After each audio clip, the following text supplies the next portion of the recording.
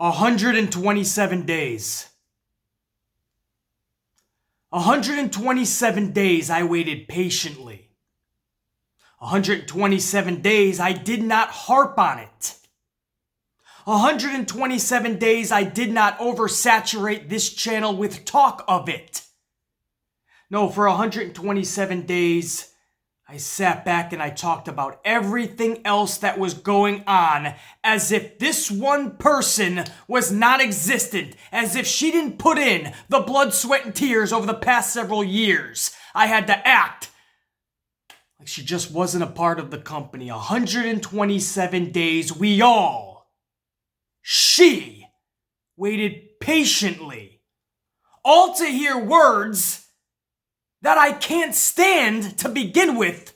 But oh, how sweet those words were last night. For one night, I didn't mind hearing those words loud and clear. It's boss time! After a 127-day hiatus, Sasha Banks returned to WWE last night, returned to Monday Night Raw, and didn't just come back to play around with some Bayley buddies and to hug and pat little kids on the head and try to sell some merchandise and put smiles on kids' faces. No, she came back with a purpose, with an agenda, on a mission. Right from the jump. I have to do things a little differently on this Raw review. Usually we start to finish, top to bottom, beginning to end. But I have to start with the top of the third hour. So what I'm going to do is just go through the third hour first, and then we'll go back to hour 1 and hour 2. Hopefully you guys understand. But this is a topic for the Amplified Man I had to address right off the gate, right from the jump, because I know if my veteran subscribers are still rocking, you know from day one, this is a pro Sasha Banks channel. And for people that are not Sasha Banks fans, and you've been with me from the beginning, I give you credit, man. Because for you to hang through, when you went through all those Sasha rants that we went through in the past couple of years, I give you props.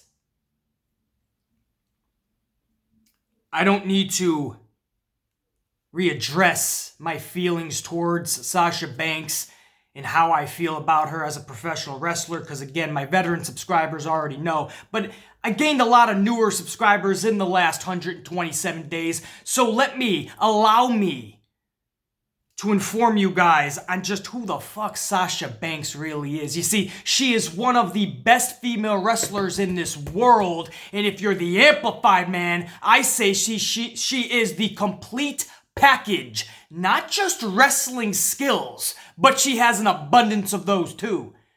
But I'm talking her facial expressions, her mannerisms, the way she goes about business, the style that she has, the music alone, and then she rocks out from behind that curtain. There is an aura about her that captivates you. There's no gray area with Sasha Banks, right?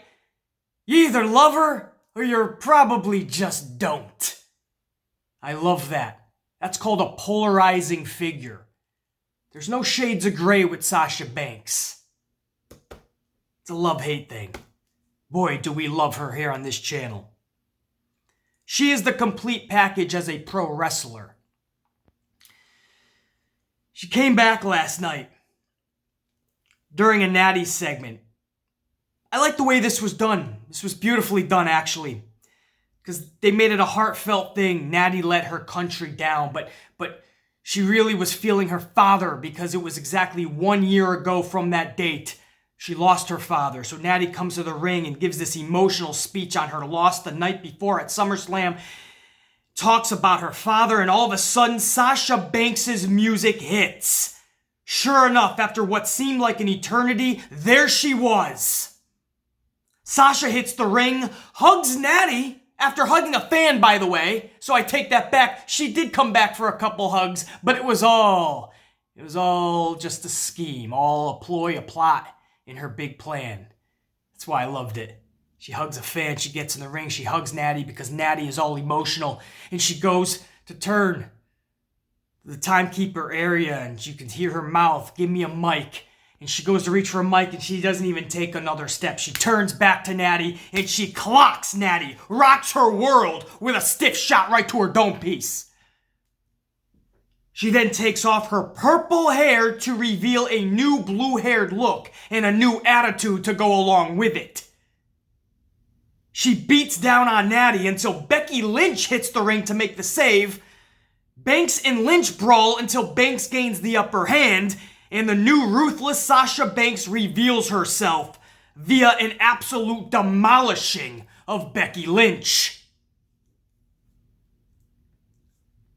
Steel steps, multiple chair shots, nothing was off limits. And when she finally did decide to walk away, she stopped midway up the rampway, turned back, and gave that all-elusive, all-inclusive Sasha Banks smirk toward Lynch and Natty. That smirk I so sorely missed back in her heel days. Basically, letting the world know, more specifically Lynch and Natty, I'm back. And she is indeed back. And this all has to come to one conclusion. And new Raw Women's Champion, Sasha Banks.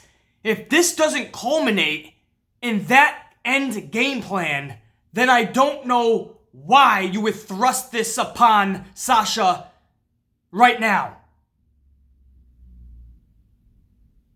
Bring her back after all this time, get the hot 1 month rub on being away, and then what?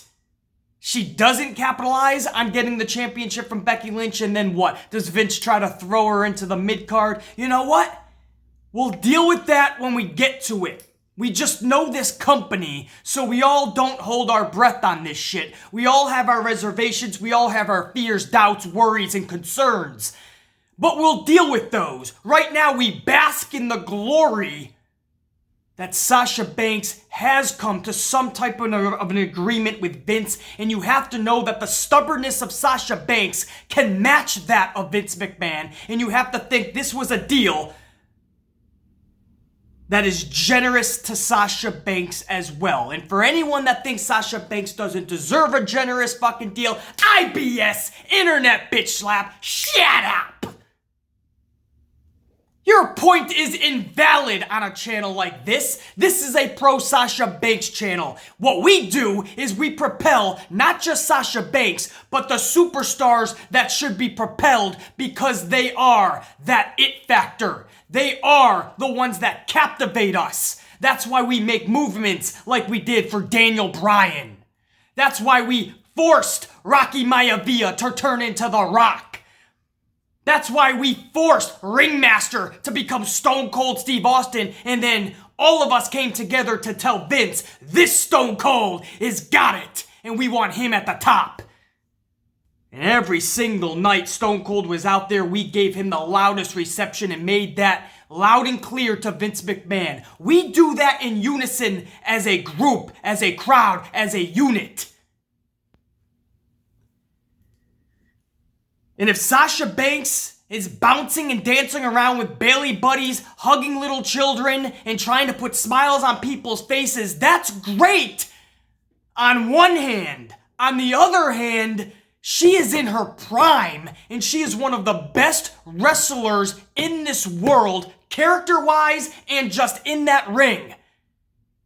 From her NXT days, she should be taken seriously, not just playing around with Bailey buddies. That was the concern that I addressed from the beginning with that tag team. And I know their end game plan. They really wanted to make the tag titles something meaningful, something special. But you gotta realize you're dealing with Vince McMahon.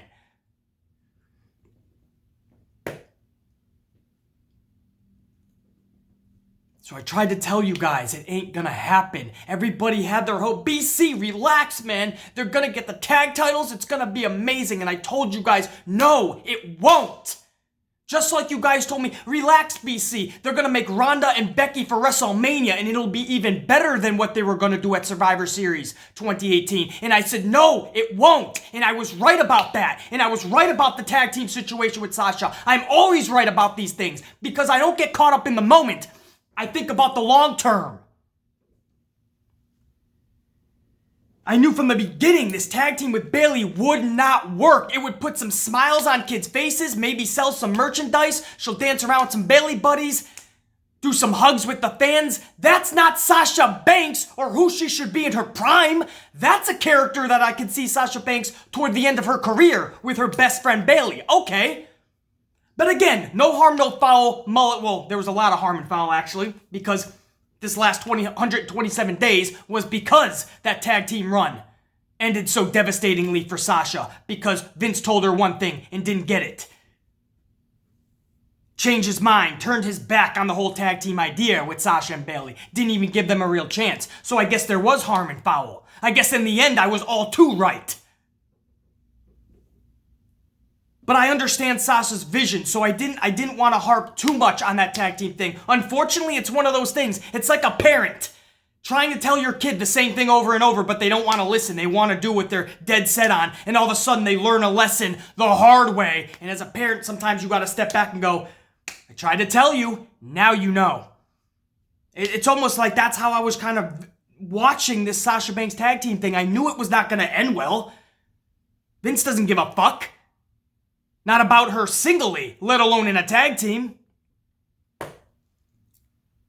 Our only hope was that they would get those tag titles. Vince wouldn't really care about it, so he wouldn't give it attention and let other people run it. And maybe that would actually stem into something cool because Vince doesn't have his hands all over it. But no, once Vince started seeing, I could put Alexa in this situation. The Iconics, the Bella Twins maybe. Oh yeah. It didn't become about the wrestlers anymore, did it? No, it became about those fucking reality TV stars. Or the ones that look really pretty. When in reality, to me, Sasha Banks is the prettiest of them all. Mirror, mirror on the wall. But we know Vince's types and shit, and he's got a thing for the Bellas too, and they're not even blonde. Go figure. But I have many reasons for that as well as to why he might think that. But anyway, the point is, once he saw who he could put those titles on, oh, he went right back on that word. Yeah, Sasha and Bayley, you could do something with these, but I'm just gonna take them back if you don't mind. And for Sasha Banks, it was never even about the Iconics. She doesn't mind the Iconics. From what I hear, gave them her blessing. It's about the bigger picture. How she was being used and what she just dedicated herself to the past year plus. And you just treat her like a fucking fool? I don't blame her at all for walking out. She needed that time, clarity, regroup, refocus, and make sure that you're just not acting out of stubbornness, but you're acting out of pure desire, passion, and amplification for this business. And when you're doing those three things, you're presenting yourself in the most positive way imaginable because you are showing that you are here for the company. You are here for the business and not just yourself. You want to make it better and you know that you can provide that. You know that you have value. You have substance to you that can help the bigger scheme of things. This company, the business. As a whole, you can help. When you feel that and you're burning with that desire, man, you just want to blow from the top. Show the world, and this one guy is holding you back. You would walk too. You come back with a new agreement. Hopefully Vince sees your vision and knows your worth. And now we can conduct our business. If it happens again with Vince and he turns his back on you or your agreement, you walk again.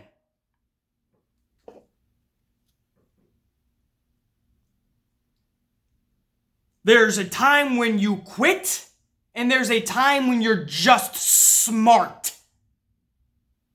Know the difference. Is somebody quitting, or are they walking away because they're smart? And they're not dumb enough to stay. Know the difference. She is back, and she's already thrusted into a Becky Lynch storyline. Now that makes the most impact, so some would say that makes the most sense. I'll agree with that to a point. However, with Clash of the Champions coming, September 15th, 1 month away, I would finish off this Natty thing that you started last night first, and then do Becky Lynch and Sasha 1 month later, or 3 weeks after Clash of Champions, October, 6th. They pushed that to October 6th. Hell in a Cell. Could you imagine what we just saw last night? And it culminating Hell in a Cell, Becky Lynch defending the title against Sasha Banks, October 6th, inside that cell.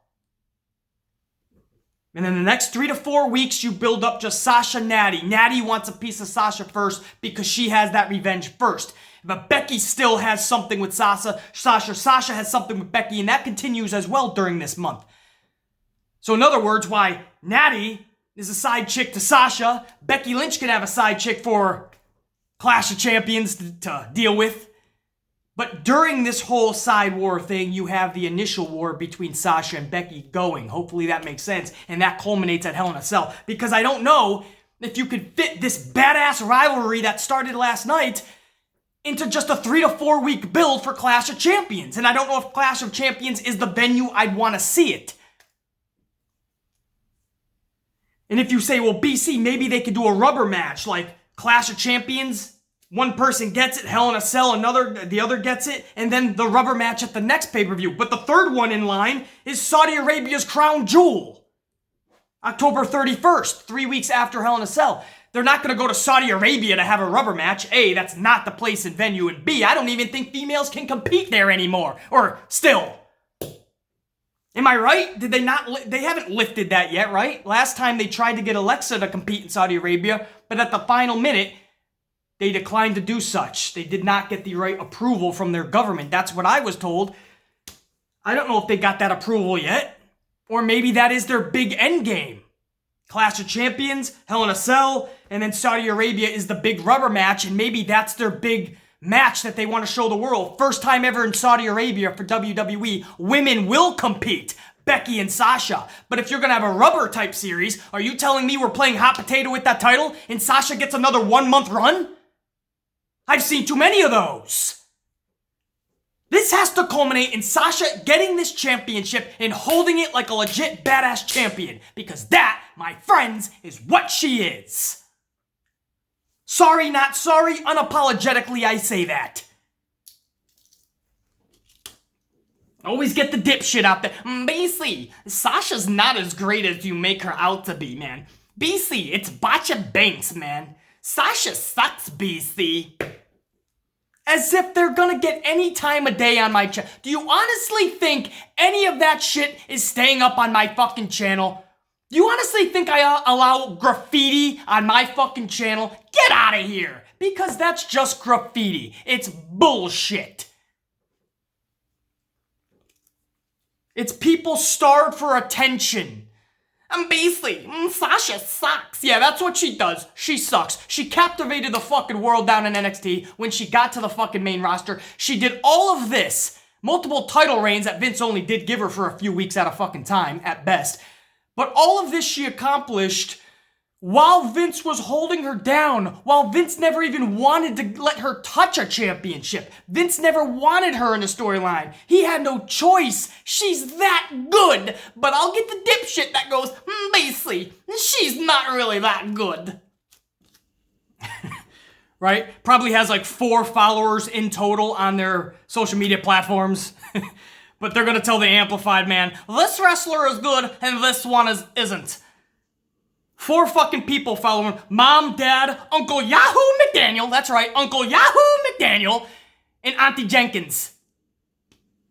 And they're all following their little fucking nephew or son, Johnston McGee 4652, fuck off. Johnston McGee 46502, you get a good post today. You know your shit. Thanks, Auntie Jenkins. I'm about to tell BC Amplified he was wrong in today's video. And I don't know what they're thinking, too, when they type these things. Do they think I'm gonna read it and just be like, wow, I am wrong? Right? BC, you're very wrong. Sasha Banks is not a good wrestler. Wow! Johnston McGee 46502, fuck off! You really just opened my whole world to a whole new beginning! I can put Sasha on the back burner now and concentrate on real superstars! Alexa! Mandy! Lana! BC, what happened? You were so high on Sasha and Charlotte, Naomi, and all these great wrestlers. Ember. Yeah, but I was told they're not very good. Johnston McGee 46502, fuck off, told me that.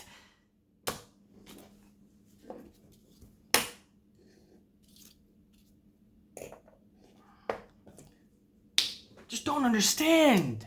You don't have to type that. Stop and think about your words, because I promise you, that type of stupidity wouldn't stay on the page anyway. That's graffiti. You're not gonna fucking make my fucking channel and page look all dirty, messy, and crappy like your room just because your mommy and daddy don't yell at you and tell you to clean it up. No.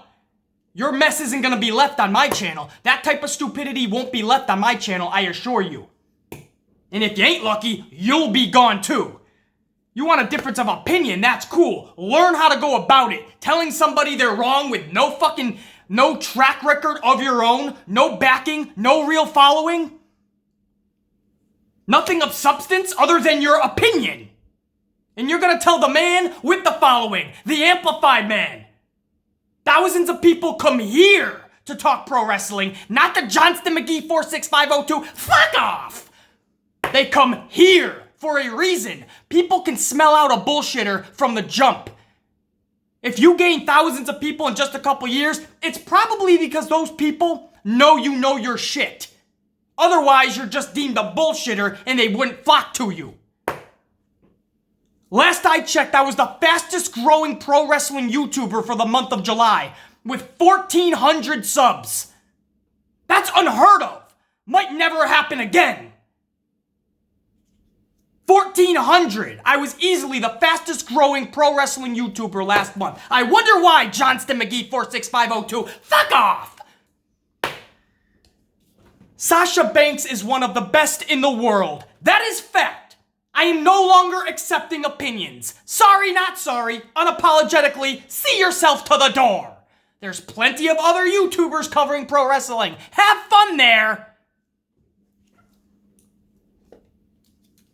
Tell them the amplified man sent you.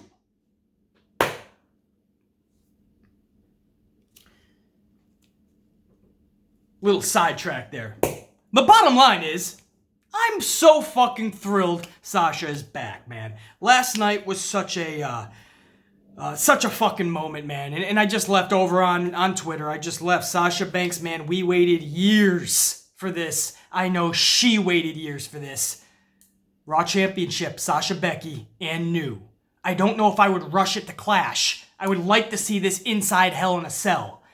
I don't want to see a hot potato with the strap. I don't want to see a 4-week reign with Sasha. This has to lead in Sasha Banks collecting that championship, getting the momentum she so deservingly should have and should have had, and skyrocket her to the moon. And she should only be coming back when she's damn well ready to. You fucked around with this female for the past 3 years. Let's do something with her now. She is in her prime.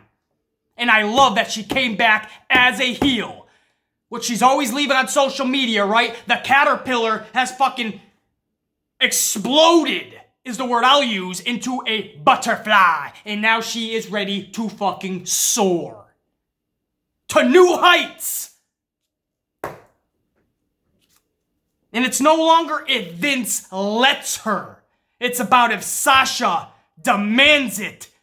She gets it, or she will fucking walk. That is not a quitter. That is someone who is smart enough to know her worth. And in life, you better. This isn't just pro wrestling. This is a lesson for every human out there, no matter your age or what your circumstance is. You better learn the difference between quitting and knowing your worth and being smart enough to walk away. All too many times, people stay in an unhealthy situation because they're not a quitter. That's what they think. I don't want to be deemed a quitter. No. Sometimes the dumbest move you can make is to stay in a situation or circumstance. In time, I assure you, even I would have looked at Sasha Banks with a little less respect had she stayed. Because nobody should have to endure that. At some point, you have to stand up and say, wait, I'm better than this. What the fuck? And I'm so glad that Neville did that, and Luke Harper did that. Rusev did that. Tyler Breeze. Sean Spears. I'm so glad that so many people are starting to realize, wait, I'm worth more than this, man. The company is imploding, that's one thing. The company keeps signing new people like Pac-Man and forgetting about the talent they have, that's one thing. But for a minute, I have to step away about worrying about everyone else or the company. I have to do what's best for me. I'm so proud of everything that Sasha has done, man. Even the tag team thing that I wasn't on board with, I knew what her final outcome in her vision was. And it was to get the tag titles and really start something new and something that was going to be memorable. And Vince ruined that for her. But I respect the vision. And walking away, I respect that even more. And coming back and knowing where she wanted to go direction-wise. And come back as a heel and be diabolical. Be fucking just amazing. At that segment last night. That's the shit that I keep respecting. I keep finding a new level of respect for Sasha Banks I never knew could be hit. Love this fucking girl. Love her. And I'm so glad that she is back, man. I know a lot of this sounded like fucking frustration and amplification, because there is. There's still a lot of that residue and left over, you know, from the whole 127 days that should have never been. Vince should have seen this from the beginning. Sasha should have held that strap. Becky Lynch is nowhere near the actual wrestler of Sasha Banks. And she's held that title longer than Sasha's 4 reigns together. That's an issue. Why wasn't Sasha even given the opportunity to hold that championship? I can fucking speak. I still have a couple hours of Raw to go here. Why wasn't she given that opportunity? These are questions that would infuriate and piss people off to no end. Why isn't she able to be pissed off? Yeah, she's a quitter. Yeah, okay. Maybe you should quit a lot of things, like watching pro wrestling is probably not working out for you, because clearly you don't know what you're viewing. Stop, walk away now, before it gets even more worse. WWE's Sasha Banks is back, and now we just hope that this leads to something fucking amazing. It started last night. There was a little bit of that chair that caught the back of Becky Lynch's dome piece. I'm sure you're gonna hear the Sasha Banks haters saying, Sasha Banks is back. But when you look at it, tuck your head, Becky. Nobody takes the shot like that with your head perched back. Tuck your head, Becky, so before you blame Sasha, you might want to watch Becky Lynch's dome piece and what it did before she took the shot. Know what you're talking about. Again, that's why I'm here. You're wrong, Beastly. It was Sasha's fault. She was holding the chair over her head instead of to the side. She wasn't even looking, Beastly. I'll hear a million fucking excuses. Becky Lynch's head was cocked back, and the end of that chair hit it. If you're gonna blame one, you better blame the other. We're having too much fun. What was that, a half an hour on fucking Sasha Banks alone? You guys knew that was coming. She's back. I'm thrilled. There's a lot of question marks. We'll see where this goes. A badass Sasha Banks last night, annihilating Becky Lynch. This morning, Becky Lynch took to Twitter, and Becky Lynch said, and I quote, she first of all showed the chair shot that got to the back of Becky Lynch's dome piece. So she's actually showing that on her social media, adding fuel to the fire. And she put, let the games begin. # receipts are coming. So Becky Lynch is pissed. And she's coming for Sasha now, but something tells me Sasha, storyline-wise, already has all this planned out in advance. The pieces to the puzzle are already in place. She just has to put that last one in its slot. and it's checkmate status. You gotta believe Sasha knows what she's doing storyline-wise. I just hope the fuck Vince McMahon lets this thing ride out. Woo! That was not for Charlotte. That was for Sasha Banks, man. Welcome back to the boss. It's boss time, Michael Cole. God, that's so annoying. But last night I was like, bring it. Give it to me, Cole. Should we just run off the third hour? Might as well real quick. And then we'll go to the first 2 hours, which will go quick too, I promise, because there wasn't a lot to go over. The third hour, after that whole Sasha Banks segment, the Viking Raiders defeated Billy Buttfuck McGee and Danny Dipshit Dugenheimer in 2 minutes. Another jobber match. All right, I love jobber matches, but I feel like at this point you need something more for the Viking Raiders. It's almost like they just don't have any plan at all, so they just keep on throwing out Billy Buttfuck McGee and Danny Dipshit Dugenheimer. Up next, Alexa Bliss and Nikki Cross took on the Kabuki Warriors for the WWE Women's Tag Titles. On no planet whatsoever should Asuka and Kairi be beat clean by Alexa Bliss and Nikki Cross. Nuff said. Because that's what happened last night. And I stand behind my words. On no planet whatsoever should that have happened. And I actually don't mind Alexa Bliss or Nikki Cross. I actually like both of them. I know that's an unpopular opinion and an unpopular statement to make. I like Alexa and Nikki. On no planet should they be beating Asuka and Kairi. Seriously, bro. Seriously, though. That's Asuka and Kairi's tag team championship match. Their championship match. Under 10 minutes on Raw and a clean loss. That's how, now you see the frustration we all have for Sasha, and now you see why Sasha was frustrated. The fact that Asuka and Kairi have not up and left that company is mind-boggling to me. Although, if you think about it, moving all the way from Japan and starting your new life there in Orlando, they can't really just up and leave.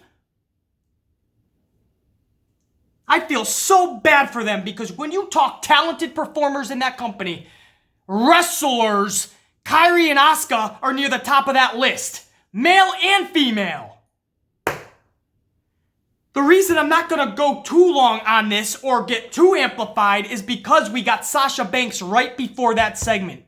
Or we got the Viking Raiders and then that championship match. But they were smart. They gave us Sasha. They knew the rest of the night that's what we were going to be talking about. And sure enough, the rest of the night, Sasha Banks was trending #1 worldwide. So they knew they placed this tag team championship match afterwards so we wouldn't bitch as much.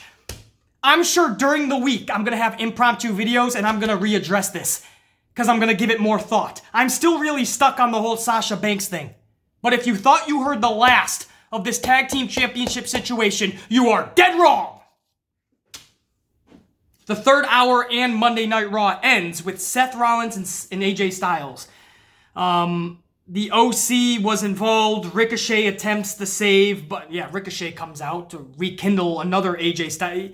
You just lost at SummerSlam. Why do I need to see Ricochet and Styles even more? So Ricochet comes out to help Rollins after the OC gets involved in this match. Then Braun Strowman comes out. So we see Braun Strowman finally again. I don't know if that thrills anybody. The OC retreats. Braun shakes Seth's hand, so this monster among men is now humanized. He shakes Seth Rollins' hand, and Raw ends. What a shitty fucking... That was not the... Nah, fuck that. You see, Sasha Banks was the real main event. Sasha should have ended the show because if we're being real, that was the most memorable and meaningful segment on Raw, Sasha Banks. So why wasn't that last? The lasting impression you wanted all of us to remember going forward for another week is Braun Strowman shaking Seth Rollins' hand. Really? That supersedes Sasha Banks' badass segment? Fuck that shit. Absolutely not. But that's how Raw ended. That was the third hour. Now, if you don't mind, guys, I'll try to get this as quick as possible. Now we can go over the first 2 hours of Monday Night Raw. All right, I'm going to be honest with you guys. There's so much to go over in the first 2 hours because there was just a smorgasbord, but I will try to go over this as fast but as accurate as I possibly can by following the notes that I had taken for you guys. And I'll try to keep my elaborations kind of short and my afterthoughts. Raw kicks off with Rollins in the middle of the ring. He gives the traditional "I overcame the odds" speech that everyone gives after winning a championship the night before. AJ Styles interrupts with Gallows and Anderson, and a match is made, as we just went over, for later in the night, Styles and Rollins. Okay, I didn't care about... That's how you're gonna begin Raw right after SummerSlam? That's supposed to energize the crowd? Although, Toronto was yesing that match, so okay, I'm at home like, that's your big opening segment? A rematch we've already seen that never quite lived up to its expectations? But, what the fuck? And you knew it was going to be a schmaz. You knew they weren't just going to give them 25 minutes and let them wrestle later in the night. So if you know what's going to happen, none of this, you didn't care about any of it. And sure enough, the Amplified Man didn't. So we already went over that match, and I was right. They didn't give them shit in that main event. That was not a main event. That was something you would see at a house show, and I wouldn't even want to see it there. That's your first fucking segment, and that was your ending of Raw. Absolute fucking bullshit. I can already see this Seth Rollins title reign is looking a lot like the first time. Or the last time, I should say. Samoa Joe is up next. He defeats Sami Zayn in less than 2 minutes. Okay, are you telling me you're finally giving Samoa Joe a push? Yeah, I'll believe it for 2 weeks, and then in the third week, he'll lose. And he'll lose the next week, and he'll lose 3 in a row, and then he'll come back and he'll win 2 in a row, and we'll 50-50 book him as always. Dolph Ziggler is out next. He's taking on The Miz. Ziggler tells Miz there'll be no match because Goldberg roughed him up too much at SummerSlam. Miz turns his back and Ziggler attacks Miz. Back from commercial, the match is on. 4 minutes later, Miz taps Ziggler out. Now Ziggler gets on the mic and talks a bunch of shit to The Miz post-match, just like he did at SummerSlam. The Miz hits the ring once again to deliver a skull-crushing finale. So I like this little, I will admit, I like the lost his dome piece Dolph. You know what I mean? It's almost like he's off his rocker and he's doing these crazy things. And even though he knows he's going to get his ass whooped, he doesn't know when to shut his mouth. I like that character, and Dolph plays it off perfectly. So, as a little bit of fun, definitely entertainment value, this works. And at this point, Dolph can't lose anything from it. I mean, he was a glorified jobber to the point of just jobber since he's been back. He went from glorified jobber to just jobber, let's be honest. So I think a little bit of a shtick right now is exactly what Dolph needs. Something. Elias is in the middle of the ring next. He promises an uninterrupted performance finally. Just as he says that, Ricochet promptly interrupts him. And we have an impromptu match, Elias versus Ricochet. 3 minutes later, Ricochet rolls Elias up for the W. Clearly, Elias' shoulder was up. So it looks like this will be a continuing feud for the next several weeks. Yay! Yay. No. Elias and Ricochet is one of the big feuds we have to look forward to. This company's rolling on all cylinders. And what the fuck was the referee wasn't even looking at Elias' shoulder. What the fuck? Isn't the whole point of a count to count the shoulders down? How do you not look at the that's your job!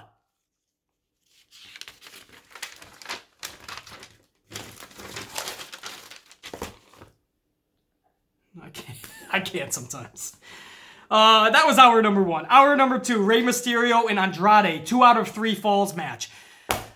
You guys know I hate rematches. If you're gonna have a rematch, at least Andrade and Mysterio are gonna give you a show. So that's like one of the rare moments where in matches that I'm actually okay with a rematch. Andrade pins Mysterio in 45 seconds for the first fall, with half of Andrade's body basically on the ropes for leverage, and Zelina holding his legs down simultaneously while on the ropes. And somehow the ref saw nothing. In fact, didn't even check. It's not like it's his job or anything. Or is this time he's so zoned in on the shoulders this time, he doesn't even look at the other half of Andrade's body that's hanging out of the ring. I tell you, man. 4 minutes later, Andrade hits Rey with the hammerlock DDT for the clean sweep. And the first 2 falls out of 3 over Mysterio. So it's a clean sweep. So they didn't even give Mysterio a fall. And does it look, do I dare say, they're going to give Andrade a little bit of a push? I've seen this before, and just like I talked about Samoa Joe, and I've seen it with Drew McIntyre, and I can keep on going, they reel them back in. They give them 2 inches, they take them back 5. They give them 2 yards, they take them back 4. They give them an inch, they take them back a mile. The Street Profits are still backstage. Even though they won their NXT TakeOver match on Saturday night, they kept their titles. They're still backstage on Raw throughout the entire show, playing the role of cheerleaders and pumping up the Raw programming still to come. One of the dudes is literally asleep at one point. Can't make this up. He is asleep. They blamed it on a SummerSlam after party, but clearly he was just watching Raw. Which, from what I hear, is better than NyQuil, if you want to be put out. Drew McIntyre versus Cedric Alexander is up next. At this point, I was rolling my eyes so much they were probably in the back of my dome piece. I just literally couldn't give 2 shits about Cedric and McIntyre. I was never a big fan of Cedric Alexander anyway. And by the end of this match, I became a Cedric Alexander fan because this match was only 10 minutes, but they let it flow commercial free. Vince actually let them roll commercial free, so we got to enjoy an actual wrestling match. As I left on Twitter, this is pretty much a quote. I never was a fan of Cedric Alexander. I can fucking speak. I never was a fan of Cedric Alexander. Tonight, I became a fan of Cedric Alexander. And for Drew McIntyre to do the things he does for his size, simply remarkable. And I stand by those words this morning. This was truly a great match and showcased what Cedric can do. But on the other hand, we have guys like that, right? You have Ali. You have a plethora of people that can go into that role, but do they have that larger-than-life personality and charisma that'll take them to the next level? That remains to be seen, because you have the Apollos and all them. You have them. You had Finn Balor, you had Apollo, you had Ali, and you could go down the line. Didn't they just have another fun? Oh, yeah, Buddy Murphy now is another one of them. You have all these guys. Can they take it to the next level to really get people out of their seats storyline-wise? That remains to be seen with Cedric. Where are we? Hour number 2 continues. Bobby Roode takes care of No Way Jose in just 2 minutes with a glorious DDT. That's it. Nothing more. So just like fucking... Who'd we just talk about, guys? Samoa Joe having basically a 2-minute match. Over Sami Zayn, and then you had, what was the last one? Andrade going the first 2 falls out of 3 over Ray. So Samoa Joe, Andrade, and now we just saw it with Bobby Roode. Quick little victories, almost like they're gonna make something out of these individuals. But again, we've seen this before, and then they give up on it. Maybe they're giving them a solid chance again. We'll see. Next up, the Revival went to make light work of the Lucha Summer College House Party when all of a sudden R-Truth heads down to the ring, accompanied by half the locker room going for that 24/7 title. And R-Truth was pinned by one of the Revival members, I forget which one, there was so much fucking chaos. And amongst the chaos, R-Truth somehow gets his title back during this whole melee. The roster chases Truth backstage, Truth escapes, but Elias catches him backstage and wham-bams him with a guitar shot to the dome piece. Elias pins R-Truth, and the insanity ends, at least for that point. But Elias, from what I remember, he is walking out of that Raw show as the 24/7 champion.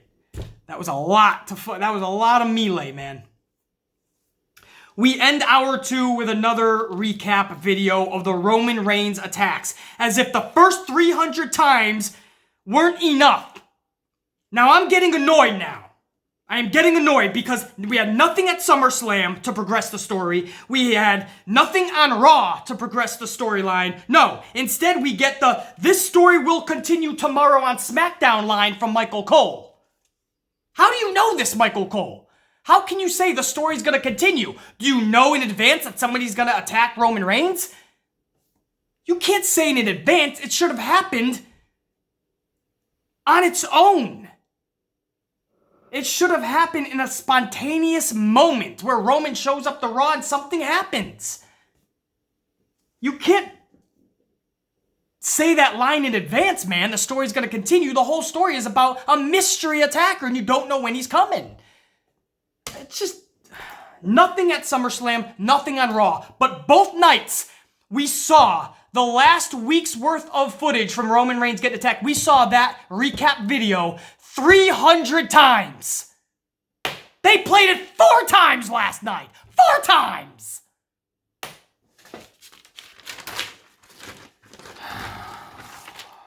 Was that?